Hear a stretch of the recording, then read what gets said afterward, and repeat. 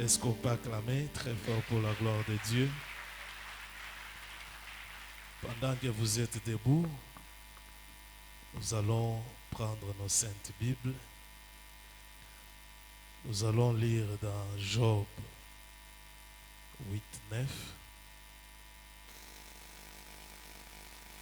La Bible nous dit ceci: car nous sommes d'hier et nous ne savons rien. Nos jours sur la terre ne sont qu'une ombre. Amen. Pouvez vous asseoir. Que le Seigneur ajoute des riches bénédictions à la lecture de sa parole. Nous lisons notre écriture de base qui est Hébreux 6, 16 jusqu'à 20.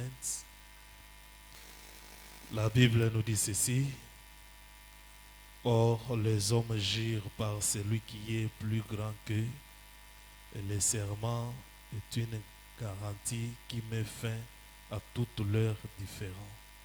C'est pourquoi Dieu, voulant montrer avec plus d'évidence aux héritiers de la promesse l'immuabilité de sa résolution, intervint par un serment, afin que par deux choses immuables, dans lesquelles il est impossible que Dieu mente, nous trouvions un puissant encouragement. Nous dont le seul refuge a été de saisir l'espérance qui nous a été proposée. Cette espérance, nous la possédons comme une encre de l'âme, sûre et solide. Elle pénètre au-delà du voile. Là où Jésus est entré pour nous comme précurseur, ayant été fait souverain sacrificateur pour toujours, selon l'ordre de Melchisedec. Amen. Je fais juste une petite répétition ce soir. Je suis en train de chuter avec cette petite brèche que j'ai dit ouverte pour vous parler sur l'ordre de Melchisedec.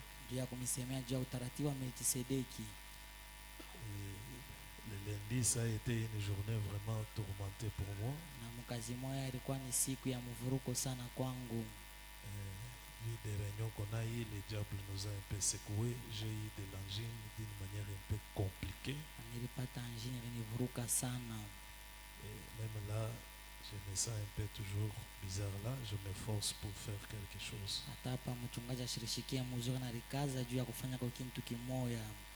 Alors, je crois vous avoir parlé et dit dans Exposé, page 101, premier tiré, là où Frère Branham nous donne la conclusion pour dire: et maintenant nous arrivons à une conclusion pour dire que comme le Logos Dieu qui était rendu manifeste est devenu homme, de même que nous, enfants de Dieu, nous qui possédons les germes de Dieu, nous n'avons pas eu à vivre aujourd'hui. Nous avons vécu bien avant dans la pensée de Dieu, sous forme des attributs, et nous sommes devenus sur la terre pour être rendus manifestes. Nous sommes des épîtres écrits et lus et vus aux yeux de tous. Je voulais à tout prix que vous puissiez pénétrer cette dimension-là.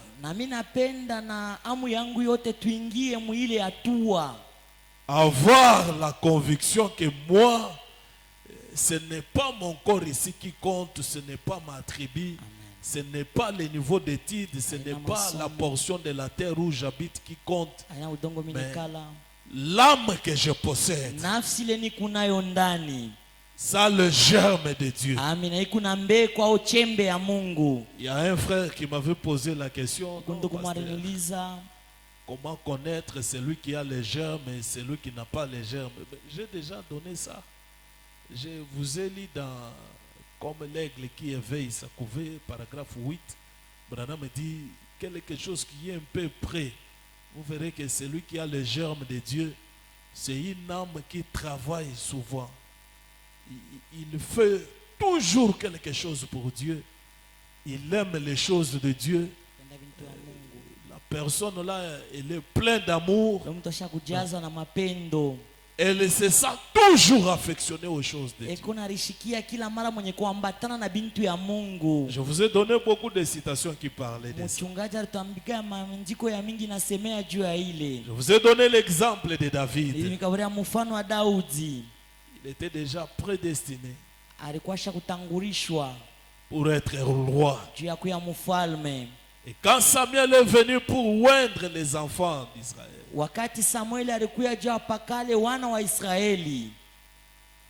David était rejeté. Il était loin. Ce n'est pas cela ce qui pouvait empêcher Dieu de oindre David.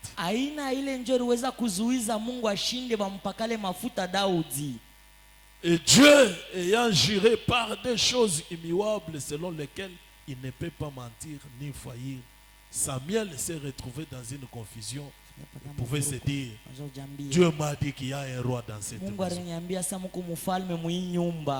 Comment j'arrive? Je n'arrive pas à trouver le roi.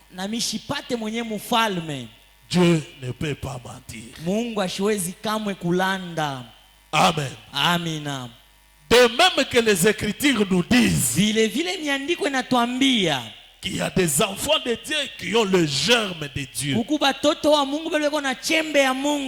Ils sont là. Amina. Et Dieu ne peut pas mentir. Ils peuvent être des gens effacés. Peut-être ils n'ont pas d'instruction. Ne sont pas même beaux à voir. Mais dans leurs âmes, possédant le germe de Dieu Tout-Puissant. Et Branham conclut pour dire que c'est pourquoi nous naissons de nouveau. Ces germes-là nous contraint, nous attirent, comme l'instinct chez les oiseaux, chez les animaux. Cela est en nous. Branham dit c'est le Saint-Esprit sous forme brute. Et ça nous conduit toujours à la parole. On finira toujours par naître de nouveau et croire à la parole de son temps. Amen. Pourquoi? Parce qu'on est un élu de Dieu.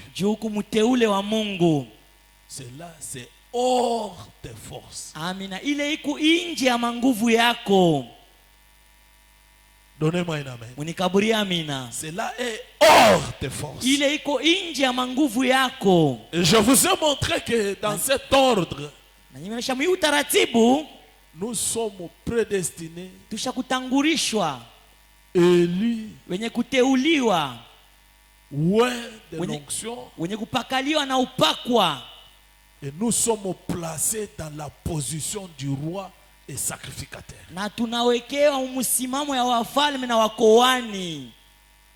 C'est pourquoi il dit dans Psaume 110,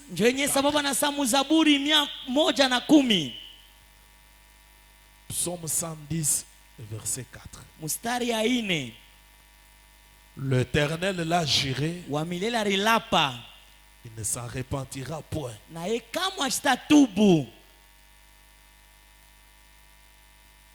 Dieu sacrificateur pour toujours.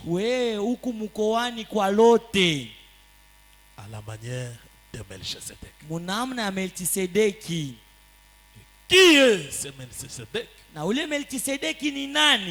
Il n'a ni commencement de jour, il n'a ni fin de jour. Telle est ton âme. L'âme prédestinée. L'âme ayant le germe de Dieu. Donnez-moi un amen. Je vous ai fait voir encore L'âme ne peut pas mourir, nafsi haiwezi kamwe kufa, même par balle, hata kupitia risasi, même par poison, hata kupitia sumu, même par maladie. hata kupitia magonjwa. L'âme ne peut pas mourir. Amina, nafsi kama haiwezi kufa. Seule personne qui a le pouvoir et l'autorité de tuer l'âme, c'est le créateur de l'âme lui-même. Na muntu tu peke yake kuna maeneo ya kuwa nafsi ni ule aliumba ile nafsi. Amen. C'est pourquoi et les âmes pécheresses qui meurent et des chrétiennes, tous, ils ont encore une autre phase de vie. Et cette autre phase de vie-là, ils seront confrontés devant la seconde mort. Mais l'âme qui pêche, c'est celle qui subira la seconde mort. Et la seconde mort, c'est Dieu lui-même qui anéantit cela. Donnez-moi un amen. Amen. C'est pourquoi nous ne croyons pas à un enfer éternel. Amen. Mais nous croyons à la vie éternelle. Lakini tunaamini mzima wa milele. Les âmes-là peuvent rester 1000 ans, 10 000 ans. Pendant tout ce temps-là, ils sont d'abord dans le tourment.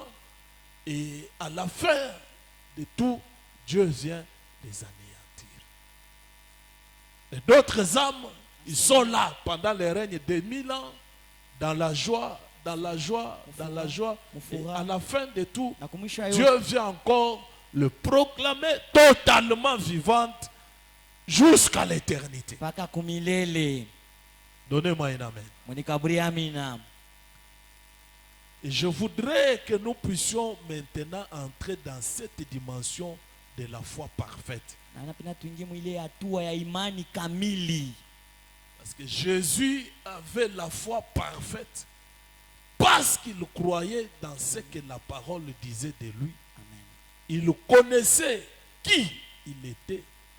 Il avait confiance Kwa dans natumaini ce que la parole avait fait de lui. kwa ile neno limufanya yeye. C'est pourquoi il marchait Kwanza avec tembea assurance, na hakikisho avec certitude. na tumaini yote. Il n'avait pas la peur, Ashukui na boka même devant la mort. hata mbele ya lufu. Il n'avait pas peur. Ashukui na boka. Il disait, les paroles ont dit. Anaanza kusema miandiko isha kusema. David avait prophétisé. Daudi alitabiri, Je ne laisserai pas mon oin connaître la corruption. sitaacha mpakalio wangu apate kuharibika. Il a cru dans cette parole. Aliamini ndani ya ile neno Et il n'a pas connu la corruption. na yeye ashikupata ile kuharibika. Donnez-moi un amen. Munikaburi amina. Et tout ce qu'il faisait, Na yote anaanza kufanya, il le faisait avec certitude anaanza kufanya hakikisho. parce qu'il connaissait qui il était. Jua lilijua yeye alikuwa nani. Ce qu'il était capable de faire, Ile maeneo alikuwa nayo ya kufanya. ce qu'il était capable de faire Ile alikuwa na mawezo ya kuifanya. et ce qu'il ne pouvait pas faire. Na ile yeye ashikuwezi kufanya. Donnez-moi un amen. Munikaburi amina. Mais nous, Sasa sisi nous avons contourné notre théophanie. amina, tulienda pembeni ya teofania yetu. On a perdu cette conscience. Tulipotesha ile zamiri. Mais le message nous ramène à cette prise-là de conscience. Amen. Que nous puissions subir l'éveil de la conscience Amen. comme Jacob. Sawa Yakobo. Et quand on subit l'éveil de la Wakati conscience, tunapata ile kuamsha kwa zamiri, le nom change, jina inabadilika, la façon de marcher change, namna kutembea inabadilika, la façon d'agir change. namna kulitwala au kutenda inabadilika. Donnez-moi un amen. Munikaburi amina. Frère Branham nous dit ceci. Ndugu natuambia hivi, Nous sommes dans l'ordre qui est plus élevé même par rapport aux anges. amina, tuku sisi mutaratibu ya yulu sana kushindia hata ile utaratibu ya malaika. L'ange Gabriel, Malaika Gabriel, l'ange Michael, malaika Mikael, tous ces anges-là, bale wa malaika bote ils sont en dessous de vous. beko chini yetu. Alors comprenez la place que la parole vous donne. Amina, sasa tuelewe ile fashi neno natukaburia. Vous êtes placé dans la position des rois et des sacrificateurs. Amina, sisi tuko msimamo ya wafalme na wakoani. Frère Branham nous dit ceci. Ndio maana tuambia hivi. Dans les événements modernes rendus clairs par la prophétie, Asa hii mambo ile naonekanisha wepesi kupitia unabii.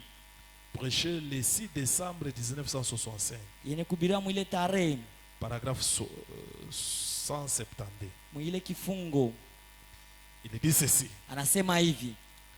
Mais le véritable, ce qui est prédestiné de Dieu, c'est vrai germe. Le véritable germe. Ile mbeko ya biakweri. Une âme de Dieu qui était en Dieu avant la fondation du monde. Ile mbeko ya Mungu ilikuwa ndani ya Mungu mbele ya misingi ya dunia.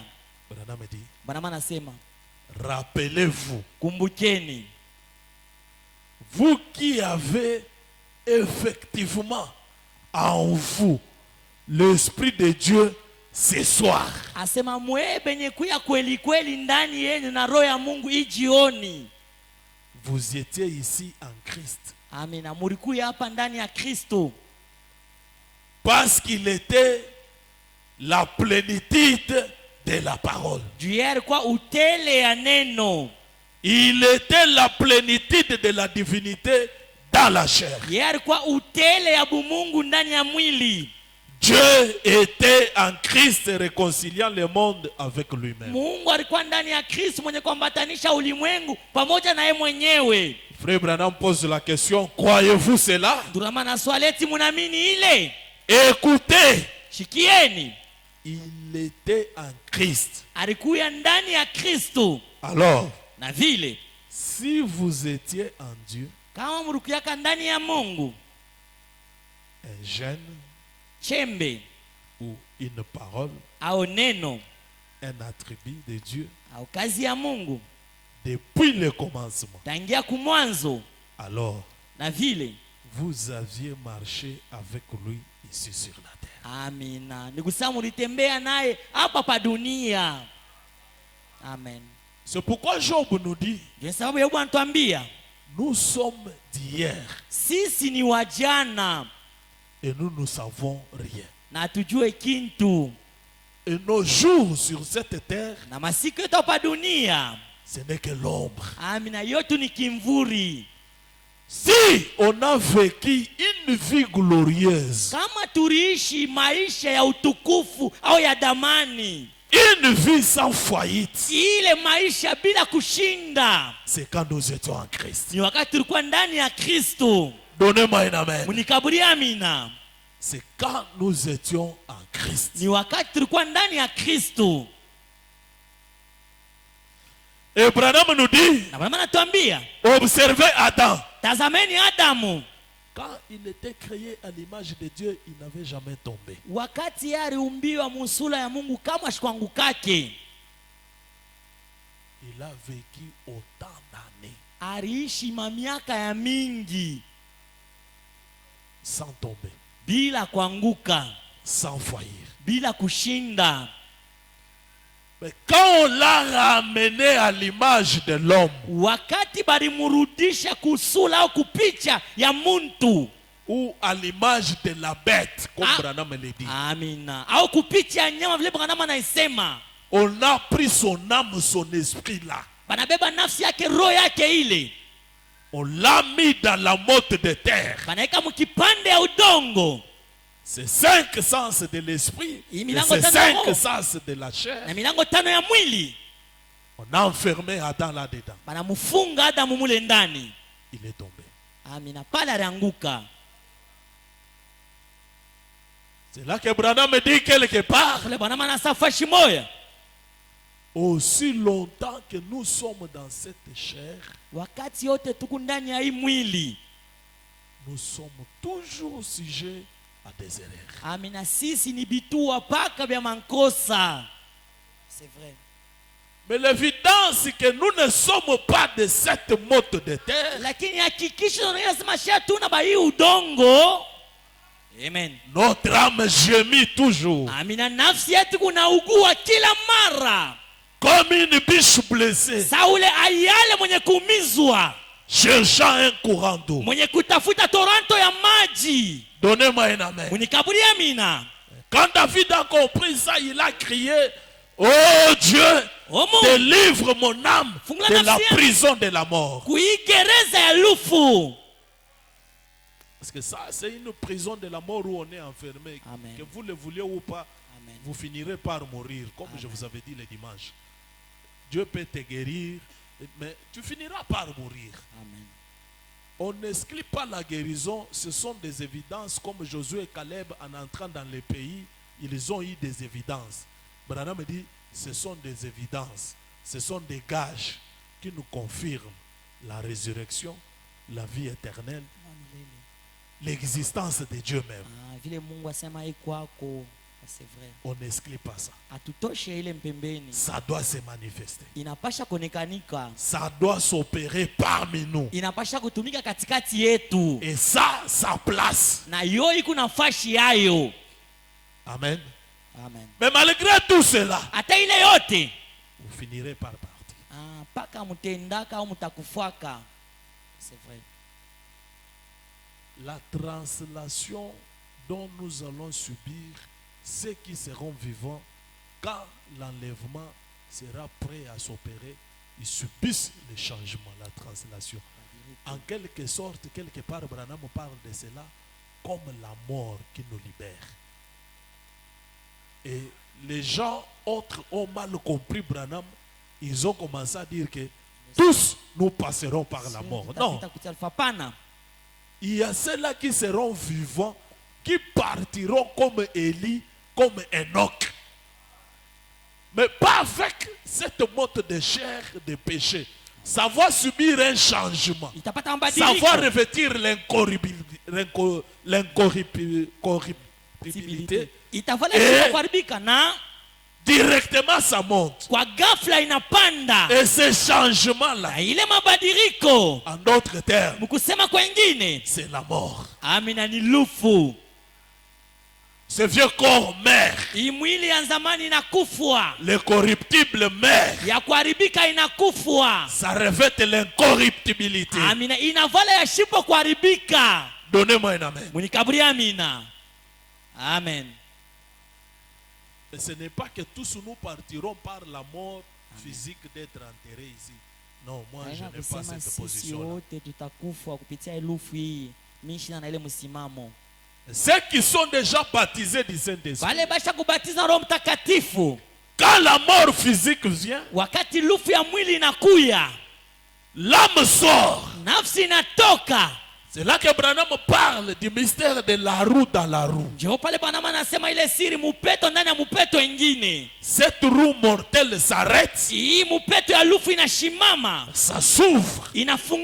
La roue immortelle continue à tourner.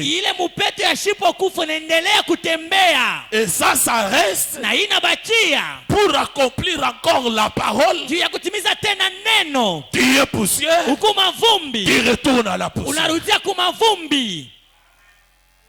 Donnez-moi un amen. Moi je vois les choses comme ça.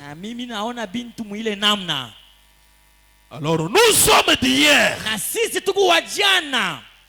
Et nous ne savons rien. Et nos vies sur cette terre n'est qu'une ombre. Parce que notre réelle vie, nous l'avons vécu en Jésus-Christ. À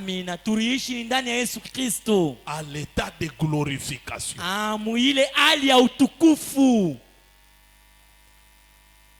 Dans Dieu qui est riche en miséricorde, Frère Branham me dit, quand il fut crucifié, nous avons été crucifiés avec lui. Nous avons été enterrés avec lui. Nous sommes ressuscités avec lui. Nous avons été glorifiés avec lui. Donnez-moi un amen. C'est cela notre réelle vie. Et ce que nous passons ici, ce n'est qu'une ombre. Alors, Branham continue, Branham anaendelea, il dit, anasema vous aviez marché avec lui ici sur terre. amina, mulitembea pamoja naye hapa pa dunia. Vous aviez parlé avec lui sur la terre. Mulisumburia naye hapa pa dunia. Vous aviez souffert avec lui sur la terre. Muliteswa pamoja naye pa dunia. Vous êtes mort avec lui sur les calvaires. Mulikufa pamoja naye Kalvario. Voilà, il dit même idée même ici. Anasema Et wazo mamoja. vous êtes ressuscité avec lui. Na mulifufuka pamoja naye. Et maintenant, Na hapa sasa vous êtes assis dans le lieu céleste en Jésus-Christ. mushakuikala mu makao ya mbingu ndani ya Yesu Kristo. Communiant avec lui. Benye kushiriki pamoja naye La parole. neno. Au fur et à mesure que votre âme s'en nourrit, Na vile mwenda masiku nafsi yenu kunaririsha, l'homme vivra de toute parole qui sort de la bouche de l'Éternel. amina, muntu Quelque ataishi. part, Branham dit, Mama anasema au fur et à mesure que nous mangeons la parole, vile tu tunakula neno, nous subissons un dévoilement. amina, tukunapata ile ufungulivu. La révélation qui vient à nous, c'est comme un dévoilement. Ile ufunuo inakuwa kwetu sasa ni ufungulivu. C'est comme le fusée, Ikusafize une fois lancé, wakati banaitupa, il y a une partie qui se brûle, et puis ça explose. Ukipande Une moja autre kinacho- partie commence, ça explose. Et ce qui va arriver, c'est le sommet. Et chaque fois que nous mangeons la parole, il y a une partie de la chair ou du monde en nous qui se consume.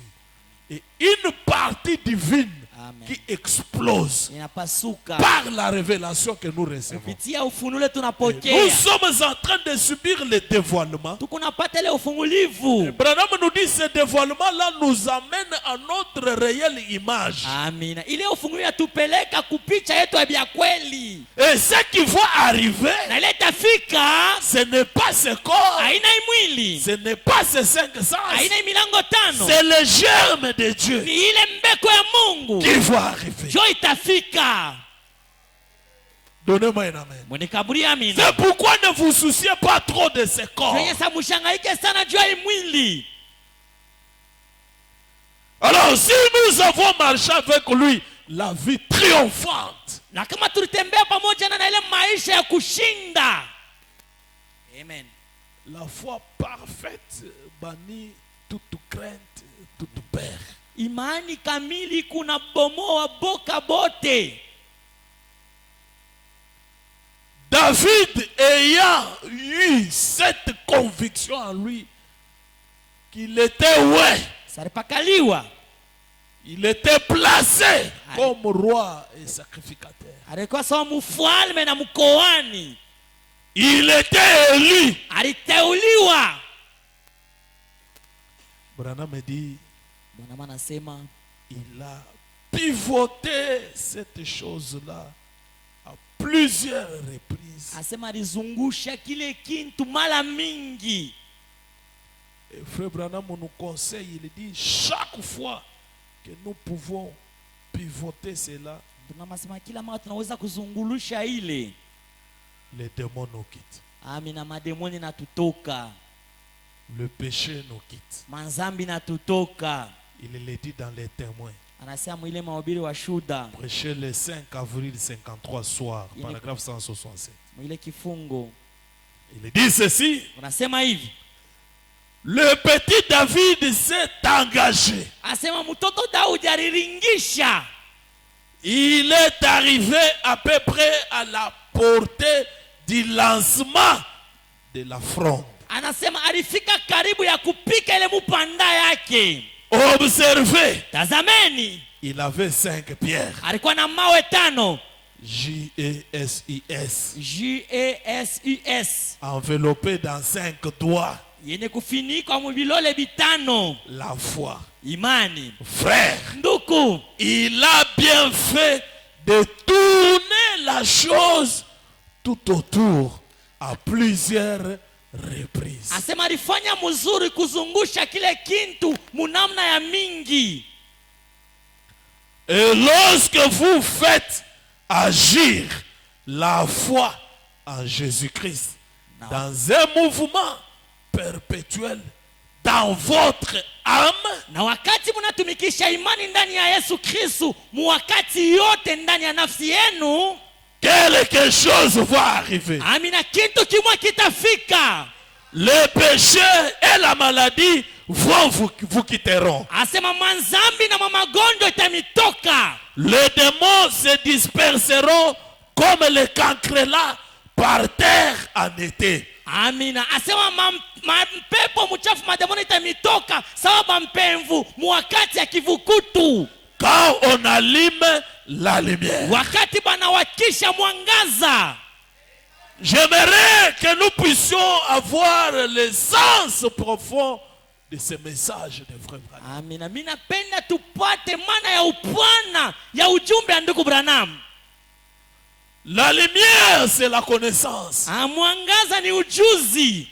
La lumière, c'est la révélation. Mwangaza ni ufunulo. Mon peuple meurt par manque de connaissance. Taifa yangu iko nakufa mkukosa kujua. Mais quand quelqu'un reçoit la connaissance, wakati mtu anapokea ujuzi et il prend cette connaissance, na anabebelea ujuzi, il est convaincu. anachikishwa. Moi ici, Yosemie huyu je ne suis pas d'aujourd'hui. asema shina wa leo, J'ai vécu il y a longtemps. niliishi kushapita masiku. Je suis le germe de Dieu. Yeye ni kuchembe ya Mungu. Je suis une partie de Dieu. Niko kipande ya Mungu. Et Branham me dit, Branham anasema Dieu n'a pas de partie faible. Mungu ashana vipande bizaifu. Donnez-moi un amen. Nikabri amina. Chaque partie de Dieu Kila kipande ya est Mungu tout aussi forte que Dieu lui-même. amina iko tu ya nguvu sawa Mungu ya Et mwenyewe. quand cette révélation-là vient, Wakati ile ufunuo inakuya, je suis tout puissant, ni kwa Yesu wa uwezo, alors je ne peux rien craindre. na vile sitaogopa kitu. Donnez-moi un amen. Nikabri amina. Je dois pivoter cela Napasha kuzungulusha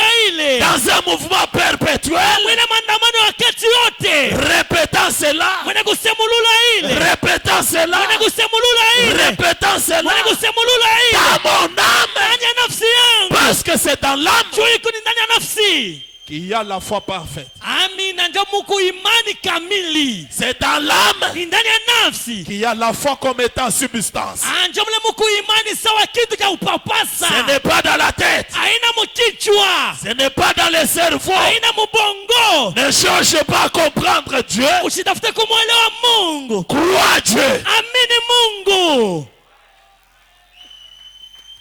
Donnez-moi un amen. Unikabri C'est amina. dans mon âme Ni ndani ya nafsi yangu. qu'il y a les germes de Dieu. Ndio mle muku mbeko ya Mungu. Et quand je crois la parole, Wakati naamini neno, je fais tourner cela dans mon âme. nazungulusha ile ndani ya nafsi yangu. Je fais tourner cela plusieurs fois. Nazungulusha ile mara mingi. Je peux chanceler. Minaweza kushishita. Moi, je suis un fils de Dieu. Mie ni kumwana wa Mungu. Je ne peux pas tomber. Siwezi kamwe kuanguka. Tu ne tomberas pas. Amina, hautanguka. Il y a une puissance dans cette dimension-là. Je vous ai dit dimanche que c'est dans cette dimension, dans ce domaine-là, que réside la foi parfaite. Et la foi parfaite, Na imani kamili. Branham me dit, Mama anasema ce genre de foi, aina ya ile imani. ne foyez jamais. Amina, aishindake kamwe. C'est vrai. J'aimerais que nous puissions lire les prophètes. Ninapenda tusome nabii. Dans la brochure, Ndani ya mahubiri.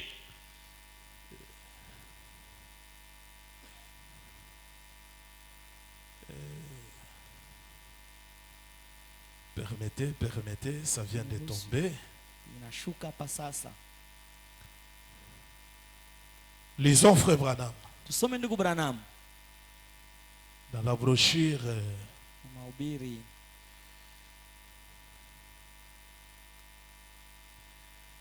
permettez, je voulais vous faire voir ce qui est très important dans le fait de confesser. Parce que tourner cela dans un mouvement perpétuel, bon, les gens risquent de comprendre comme ils comprennent là. En d'autres termes, c'est confesser, confesser, confesser, confesser. C'est ça, tourner la chose dans un mouvement perpétuel dans votre âme. Plus plus tu confesses que je suis en bonne santé, zaidi unakiri kumwafia plus njia. la maladie te quitte. Zaidi magonjwa na kutoka. Plus tu confesses que je suis fort, Zaidi unakiri sasa ni kwa plus nguvu. tu deviens fort. Zaidi wewe unakuwa nguvu. Plus tu confesses que je suis chrétien, Zaidi unakiri sasa ni kwa Mkristo. plus tu deviens chrétien. Zaidi unakuwa Mkristo. Il y a une puissance dans le fait de confesser. Amina, kuku uwezo mwamu ile aina ya kukiri. Après avoir pensé, Kisha kuwaza. confesser. Amina, kiri. Donnez-moi un amen. Nyakabri amina. Branham nous dit ceci. Bwana tuambia hivi. Montre-nous le Père et cela nous suffit. Utoneshe baba na tutosheka. Prêchez le 25 juin 55, paragraphe 2. Mwile kifungo cha pili. Frère Branham nous dit ceci. Ndio maana tuambia hivi.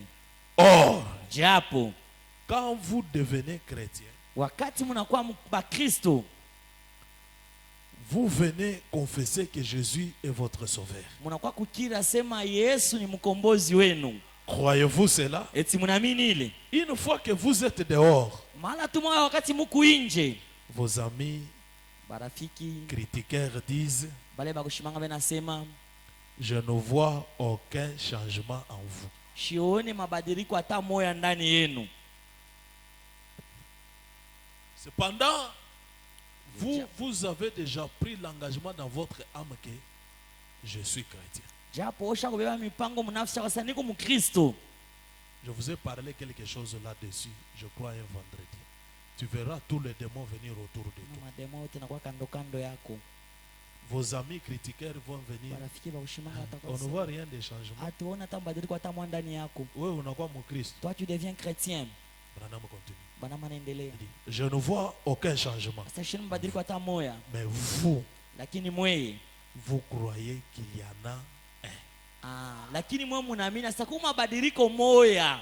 Puis, Kisha vous vous mettez à agir en conséquence. munarieka mnaanza kuritwala kufatana na ile. Et puis, peu après, Na kisha baadaye tout le monde constate qu'il y a un changement. amina, watu wote wanatambua sasa kweli kweli kuko mabadiliko.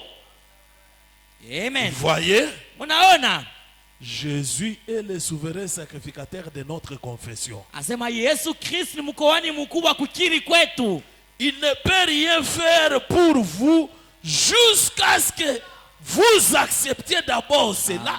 Amen. Et que vous confessiez que c'est déjà fait. Na munakiri asema isha kufanshikwa.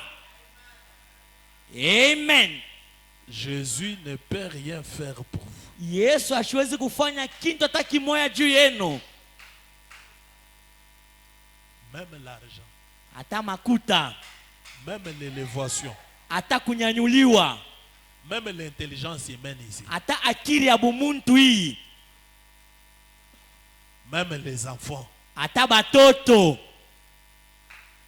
Jésus ne peut rien faire pour vous Yesu hafanya kitu juu yenu jusqu'à ce que vous acceptez qu'il l'a fait.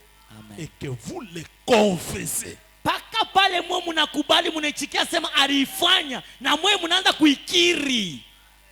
Amen. Amen. On prie pour toi. Anakombea. Tu as eu un enfant. Unapata mtoto. Tu te lèves là. Unalamuka pale. Tu n'as pas l'enfant. Hauna na mtoto. Si tu crois, Kama tu unaamini, tu acceptes. unakubali ile. Tu ne restes pas miouette. Aubakie bubu. Je ne crois pas à une foi miouette. Amishi aminie kuimani ya kibubu. Tu commences à les confesser. Unaanza kuikiri.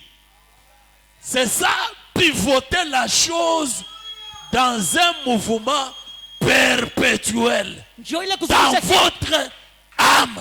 njoo ile kuzungulusha kintu mwakati yote mwile tendo ya saa yote ndani ya nafsi yenu. Amen. Je crois vous avoir prêché à un moment donné sur rendre un témoignage public. Vous vous rappelez de mes prédications là? Et quand moi je prêche quelque chose, c'est que je suis moi-même en train de me travailler sur ça. Je n'avais pas encore, pas même un véhicule, j'avais une vieille Carina jaune que tout le monde se moquait de moi. Mais j'avais surnommé cela limousine. À d'autres gens, je disais, ça sera un V8 un jour. Vous vous rappelez, non? Nakumbuka. Je faisais tourner ça. Nilianza kuzungurusha ile. Ce n'est pas la magie. Haina majende. Et je parlais à haute voix aux Na gens. nilianza kusema mbele ya bantu bote kwa sauti ya nguvu. Je me rappelle même un jour, on était avec frère Clément quelque part chez certains de ses amis du côté Jérusalem, là je pense chez frère Lamin. Il dit, ah, frère Clément, c'est ça la voiture que votre pasteur se promène avec. Et frère Clément il dit, notre pasteur c'est un homme de foi. Il dit qu'un jour, ça sera un V8. Et ils se sont mis à rigoler. J'ai dit oui, un jour, je roulerai un V8. Tabulula V8. Mais pour le moment, c'est ces vieilles Carina de Chiqueté, avec une foire. Je me rappelle un jour, mon épouse est là, on allait accompagner une sœur qui était venue nous rendre visite. Il y avait vraiment menace de la pluie. On est sorti, il fallait utiliser la torche du téléphone pour éclairer la voiture et que je sois là en train de conduire.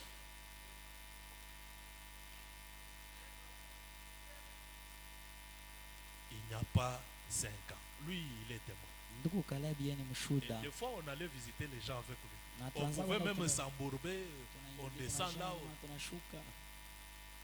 tourne la chose dans un mouvement perpétuel. Azungulusha kintu mwile tendo ya wakati yote. Branham me dit, cette foi-là ne faillit jamais. Branham asema ile imani haishindake kamwe. Pourquoi nous mourons comme les hommes?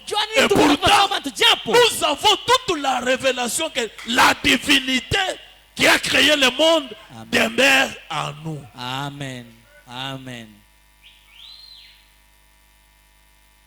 On a seulement peur.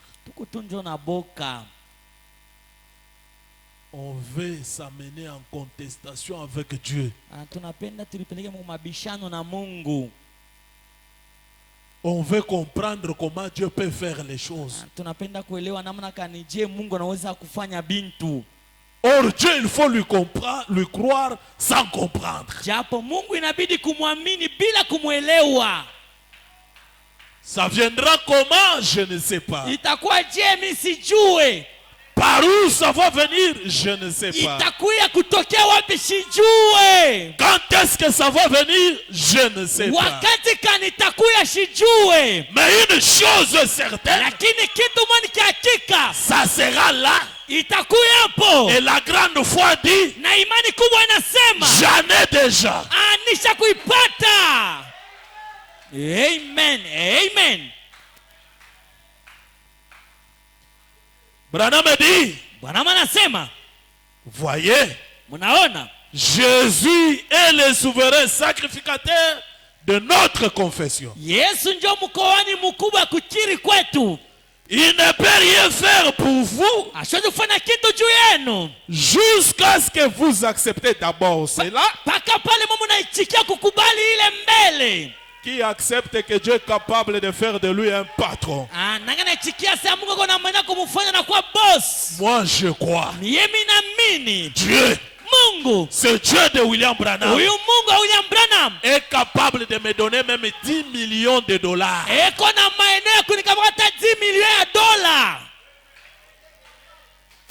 Plus que capable. C'est vrai. Ça va venir comment? Je ne sais pas. Mais Dieu est capable. Donnez-moi un amen. Vous acceptez d'abord la chose. Et vous confessez cela. Vous confessez comment? Il l'a déjà fait. Et il amènera votre corps. C'est pas si vous êtes dans la même longueur d'onde que moi.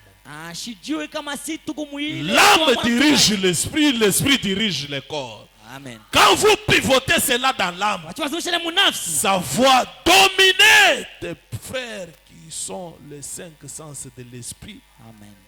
Et ça domine ceux qui inatawala. sont les 5 sens du corps. Milango tano ya Et mwili. ça amène cela. Na inapeleka ile. Donnez-moi un amen. Unikaburi amina. À se soumettre au grand patron qui est ton âme. Amina, kutii kubosu mkuu mwenye kwa nafsi yako. C'est pourquoi il dit, assieds-toi à ma droite Anasema mwikale kukume yangu jusqu'à ce que paka pale je ferai de tes ennemis ton marchepied. tafanya badui bako bikanyakio byako. À la droite de Dieu, Kukume ya Mungu. à sa parole. Kuneno lake. Dieu a dit, Mungu alisema. Dieu a dit, Mungu alisema. Dieu a dit, Mungu alisema. Dieu a dit. Mungu alisema. Frère Branham dit, Dorama nasema. Frère Branham dit, Dorama nasema. Frère Branham dit, Dorama nasema. Frère Branham dit, Dorama nasema. je suis en train de pivoter la chose dans un mouvement perpétuel. Niku nazungulusha ile kintu mwile maandamano ya wakati yote. Jusqu'à ce que la pauvreté devienne mon marchepied. Paka pale umaskini inakuwa kikanyakio kyangu. Je ne suis plus en mesure de payer les sommeils. Mes frères locataires, écoutez-moi. C'est vraiment honteux. Ni haya Quand sana. Jésus a fait des promesses à ses disciples, il a dit, je vous donnerai des terres. Amina. Vous devez avoir des parcelles. Amina. Tunapasha kuwa na mampango. Tu ne peux pas payer l'argent pour le paisible sommeil que Dieu t'a donné. Amina. Hawezi tu kuripia ibu shingishi. Quand tu ne payes pas, on te déloge. Wakati hauripe nyumba wanakutosha munyumba. C'est l'esclavagisme. Amina, ni butumwa. Donc vous devez répéter la chose jusqu'à ce que cela devienne vos marchepieds. Amina. Donc vous, votre sommeil, vous passez, vous ne connaissez pas quand est-ce que c'est les 30, quand est-ce que c'est les 15. C'est vrai. Je ne sais pas. Shijue. Amen. Tu ne peux pas être là, tu payes l'argent pour ton propre sommeil. Unaripia bushingishi bwako tu. Tu es esclave. Huku mtumwa. Mais assis-toi à la droite de Dieu. Lakini kaa kukume ya Mungu. Je crois que si tu reçois ça, Dieu fera de cela ton marchepied. Nami kama unapokea ile Mungu atafanya inakuwa kikanyakio chako. C'est vrai. Amen. Au point que tu auras maintenant les gens qui seront en train de te payer toi pour qu'ils puissent dormir. C'est vrai. Amen. Branham continue, il dit, Bwana maendelea nasema, il amènera votre corps, atapeleka mwili yenu, votre nature, tabia yenu, hali yenu, à se soumettre à sa parole. Amina, ikuye mtiifu kuneno. Comprenez-vous maintenant? Munaelewa pa sasa? Vous devez agir juste comme si c'était déjà fait. Amina. Munapasha kulitwala munamna kusema saisha kufanshika. Tu veux devenir un patron. Unapenda kuye boss. Qui n'aime pas avoir l'argent ici? Nani Moi, je n'aime pas l'hypocrisie. Nishipendaje unafiki? Je n'aime pas me fabriquer la sainteté. Shipendaje kulifiatulia utakatifu. C'est pourquoi même quand je ne suis pas la chair, les gens qui me voient, c'est lui le pasteur de Shekinah, ils s'étonnent. Moi, je n'ai pas le pastorat à fabriquer ou la sainteté à fabriquer, non. J'aime que Dieu fasse de moi un saint, que Dieu fasse de moi un pasteur. Amen. Alors, je vois même certains collègues pasteurs, même dimanche, lundi, il a une cravate, il a un costume, il est enfilé en plein centre-ville. Moi, je suis là en quête, je relax. Je dis, bon, alors c'est ça être un pasteur. Hein? Il faut vraiment cravate. Moi, je ne vois pas les choses comme ça. Moi, le pastorat, c'est dans l'âme. Non, lundi, je suis relax. Je suis en polo, je suis en ligne. Des fois, c'est lui le pasteur. Mais donne-moi la chair 5 minutes, tu comprendras si je suis pasteur ou pas. L'habit ne fait pas les moines, mais on reconnaît les moines par leur habillement. Donc, donnez-moi 5 minutes, si vous verrez, je suis pasteur ou pas. Je n'aime pas le christianisme fabriqué. Non, nos frères les frères qui viennent, bien aimés dans le Seigneur. Ma série est à bongo. Moi, je n'aime pas ça. Nishipendake ile. Vous lui donnez l'argent pour arriver à Lubumbashi ici, pas à Dubaï, à Lubumbashi ici. Afike tu pa Lubumbashi hapa. 2 millions hii. 2000 Kama unashuka tu pale pa Mulikapu, tu descends au niveau de utapata Mulikapu. mtu fulani Tu vas trouver un unampatia. frère, tu lui donnes. Lui, il s'arrange pour descendre même à Likasi. Yana alitengeneza na shuka hata pa Après, Likasi. il ferme le téléphone. Kisha telefone yake haipitake Après, il tena. vient ouvrir, il te dit, je suis descendu là, j'ai attendu, je n'ai pas vu. Nilishuka na mongojea shikumoni. Et comme j'ai resté du côté Katuba, en allant là-bas, Mkwenda kule. Omar, c'est là, on a volé tout là. Bajambazi bana baba nikombanisha banyang'anya makuta yote. Et comme il est sérieux, vous le croyez facilement. Munamwamini kwa wepesi. Moi, je n'aime pas ça. Nishipende ile. Laisse Dieu faire de toi un chrétien. Amina. Umwache Mungu akufanye Mkristo. Alors, on demande qui veut avoir de l'argent. Or, vous tous ici, vous aimez avoir de l'argent. Japo sisi wote tunapenda kuwa na makuta. On vous a dit qu'avoir de l'argent, c'est un péché. Ce n'est pas un péché. Mnaweza kuwa na makuta ni nzambi, haina nzambi. D'ailleurs, c'est le contrepoids qui peut prouver que tu es un enfant de Dieu ou pas. Amen. Avoir comme ça $100,000, $200,000, on n'apprend pas que tu fais des bêtises. Il y a de quoi dire que quelque chose est arrivé à cet homme. Ça c'est vrai. On te trouve toujours humble, ayant toujours tes anciens amis, mangeant avec eux à la table, comptant $300,000, $400,000. On va comprendre que quelque chose est arrivé à cet homme. Qui veut avoir l'argent? Promenez-vous avec les gens qui ont l'argent. Assoyez-vous, parlez de l'argent. Parlez de grandes affaires.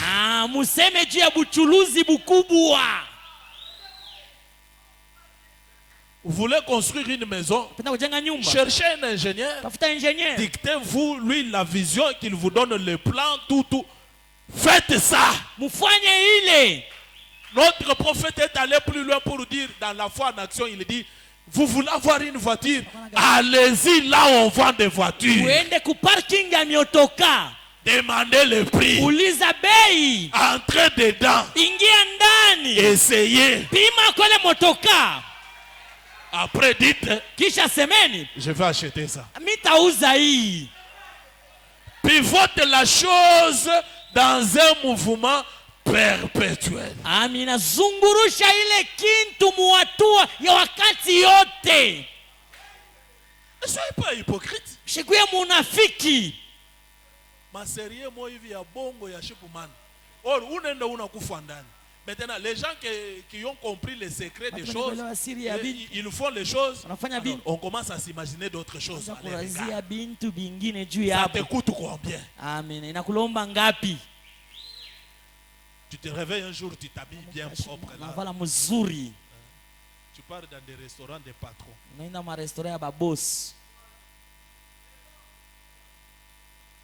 Tu es en train d'amener ta nature à quelque chose. Ça c'est vrai. Et ça finira par être ainsi. Amen. Moi, j'ai toujours eu cette position. Si vous voulez aller au ciel comme Lazare, il n'y a pas un problème. Alors ne pensez pas que Salomon est parti en enfer. Il est aussi au ciel. Amen. Amen. Oui. Avoir beaucoup de biens matériels, ce n'est pas l'évidence qu'on a Dieu. C'est la parole. Ne pas aussi en avoir. Ce n'est pas non plus l'évidence que tu as Dieu. Ne te console pas dans la pauvreté.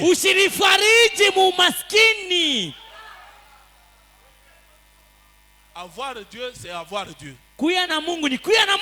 C'est vivre sa parole. Ayant l'argent, tout comme n'ayant pas l'argent, tu es testé devant la parole, tu vis la parole. C'est ça avoir Dieu.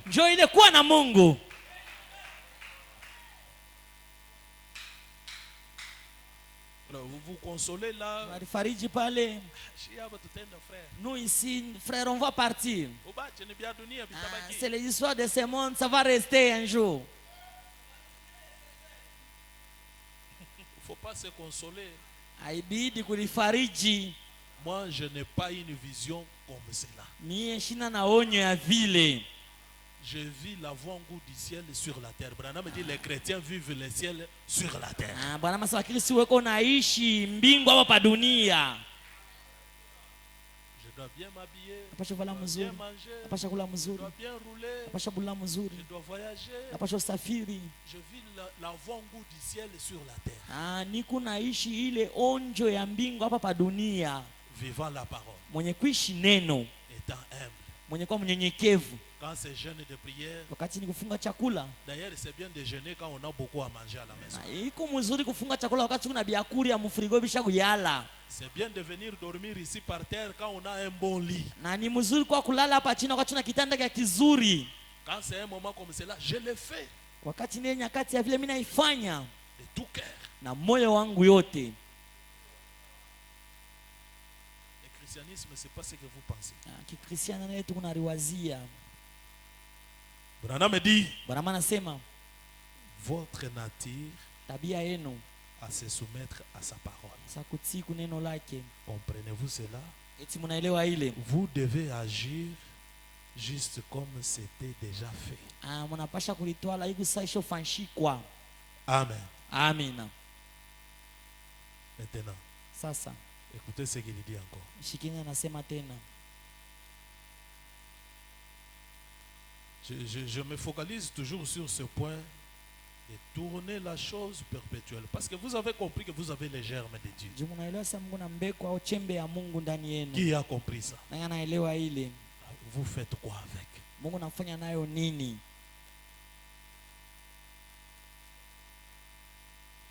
Branham dit ceci. Bwana anasema hivi. Dans la brochure La Loi, Mwile mahubiri sheria. prêché le 15 janvier 55, paragraphe 18. Mwile kifungo 18. Il dit ceci. Anasema hivi. Maintenant, Sasa Paul parle ici de la voilée ou plutôt de l'ombre de la loi qui étant une ombre des biens à venir. Paulo anasema hapa juu ya bonde au ya kimvuri ya sheria ile inapasha kuya. Ne pouvait nullement rendre parfait celui qui rend ses cultes. Haikuwezi kuonesha kamili ile unafanya ile ibada. Ensuite, il poursuit pour montrer ce qu'est la perfection. Kisha anaendelea juu ya kuonesha ukamilifu ni nini. Eh bien, Mzuri. c'est étrange que les gens aient trop souvent de telles pensées. Anasema ya kigeni sana bantu wakiwa na ile mawazo ya vile. Mawazo ya hii namna. Mawazo ya hii namna. Ils disent, Beko nasema, eh bien, mzuri, je suis faible. niko mzaifu. Il y a des gens et ils ont déjà égobé. Moi, je suis pauvre. Kuku bantu bo basha kumeza mie niko maskini. Tu deviendras riche comment? Utakuwa mtajiri namna gani? Donnez-moi un amen. Nikabria amina. Je n'ai pas une très grande foi. Asa shina na imani mkubwa. Il y a des gens comme ça. Kuku bantu ba vile.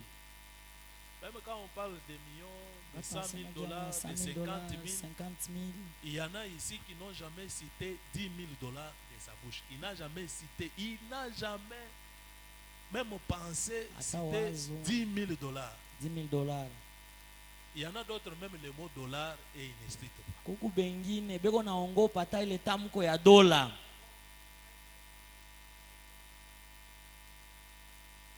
Pas qu'au franc congolais, 10 000, 20 000, 30 000, 40 000. Auta mshikiaka kukusema sema ka 10 dollars, 20 Je ne dollars. peux jamais l'écouter dans sa bouche sortir 10 dollars, 20 dollars.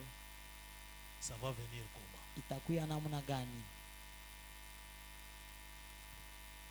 Je suis faible. Niko mzaifu. Je n'ai pas une très grande foi. Shina na imani kubwa. Je ne suis pas un très bon chrétien. Shina mkristo mwema. C'est exactement ce que le diable veut que vous disiez. Amina. Kweli kweli njole shetani anapenda mwe museme. En ce moment-là, Muile wakati vous parlez son langage. Amina. Mungu kunasema mseme wa shetani. Voyez-vous? Munaona? Vous ne devrez jamais dire ça. Asema kamwe moya mkupasha kusema vile.